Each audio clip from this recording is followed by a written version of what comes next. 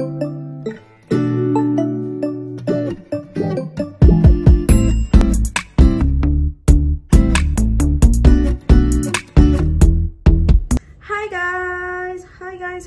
guys, welcome back to my channel.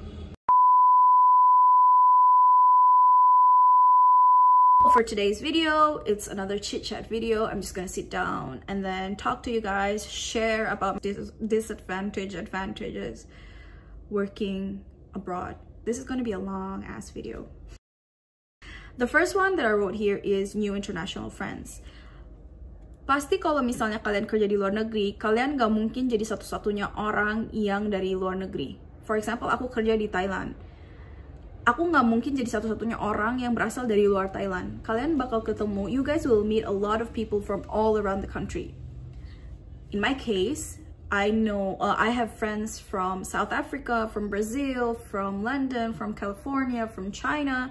And we all work together. We meet every single day from 7 a.m. in the morning until like 4 p.m. in the evening. If you guys have really good connection or you guys can build a strong relationship, even though you guys don't work together, you guys are gonna stay in touch.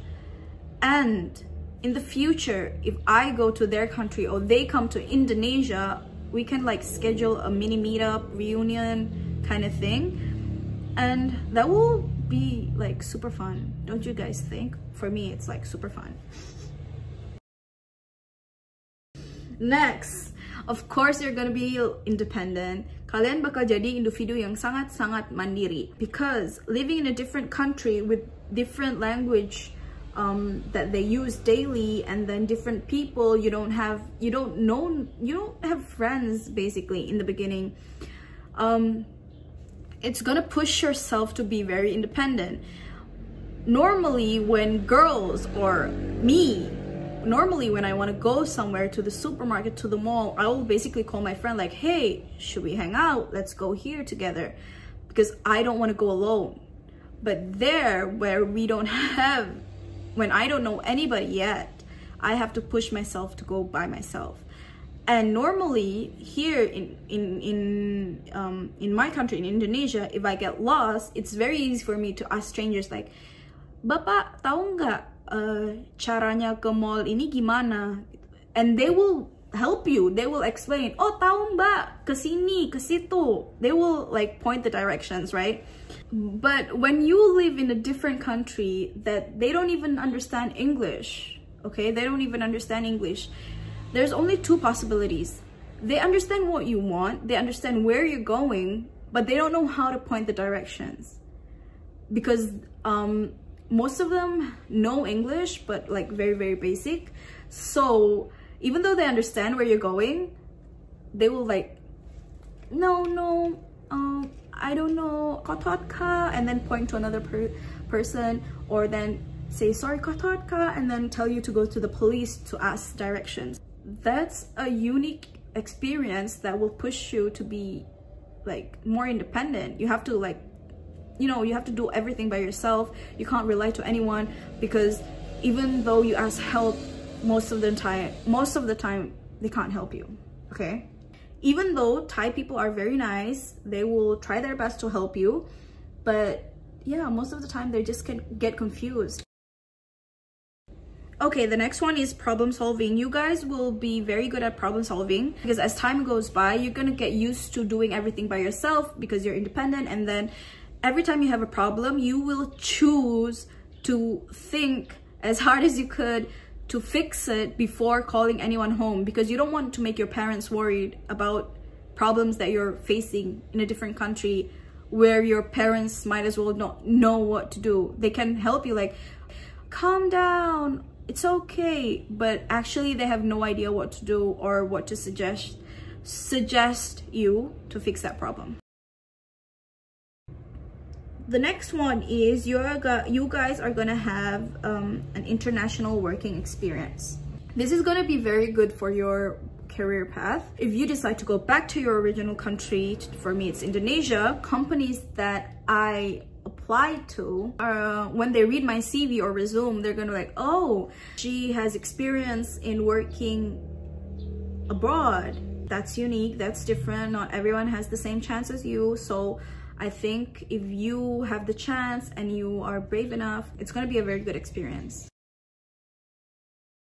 Okay, if you work abroad, there's something called culture shock. This is a con or a downside.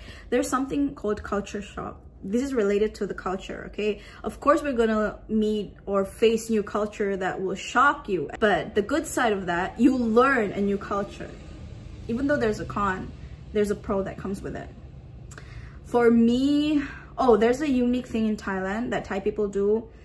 So every morning, it's around 7, and then every evening around 4, they play, most public places or school or office, they play their national anthem. So every time the national anthem plays, we have to stand up and stay still. While in Indonesia, we only, you know, play our national anthem on Mondays and on like very, very big ceremonies. So that's unique, and that's just how they build their love for their country. Okay, so we're moving to downsides right now. Holidays. Oh, holidays in Thailand or basically other country is not going to be the same public holidays as your country. Like, you're going to have different Independence Day. Your country's going to celebrate days that other countries don't celebrate, and vice versa. It's just challenging. This is very challenging, okay? Because every time, for example, Muslims, we have something called Hari Raya or Lebaran. In Thailand, there's no such thing as that. So every time I celebrate my Lebaran, I will get only 2 days off from my school, from where I work. And I use that day to go to the mosque or the embassy and pray with other Indonesian friends. While in Indonesia, if it's Hari Raya, if it's Lebaran, you guys can get up to a week or 2 weeks for like day off. So that's a huge difference. And of course, the semester break, that's also different because I work at a school. So when Thailand has their semester break, Indonesia doesn't have their semester break. So there's a bit of like adjustment here and there. It's going to be hard for me too, because every time I go home, people here don't have their holidays yet. That's why when you want to work abroad, you have to be ready to not have Hari Raya with your family. The language barrier is going to be a very hard thing at the for the first months you're in a new country. But after that, you adjust. After that, you learn. You pick up words. You hear people talk their language every day. You're gonna understand slowly but sure, and you're gonna at the end you're gonna learn new language. Like before I went to Thailand, I have no idea how to speak Thai, but now I can speak Thai because every day when I go to the local markets or when I go on public transportations, they use Thai language. So I have to adjust to that. It's gonna be hard at the beginning because we only rely on our phones, on Google Translates, on other applications that we use. But as time goes by, you're gonna get so used to it that it's not a native. It's not a different language. It seems like you understand their language so well, even though you don't know how to speak, but you understand what they're talking about. If you understand what I'm talking about. Okay, for me as a Muslim, or for me from Indonesia or wearing hijab, it's very minor there in Thailand because most of the people there are Buddhists. They are Muslim people, but at the place that I work or at the place or at the area that I live, there's a very limited people of there are very limited people that are Muslims. So it's hard for me to find halal food. But I have been in Thailand since 2018, so basically I know what to do. I cook. Most of the time I cook, but thanks God, alhamdulillah banget, my school provides halal food for me. Okay guys, I think that's all. I read everything here.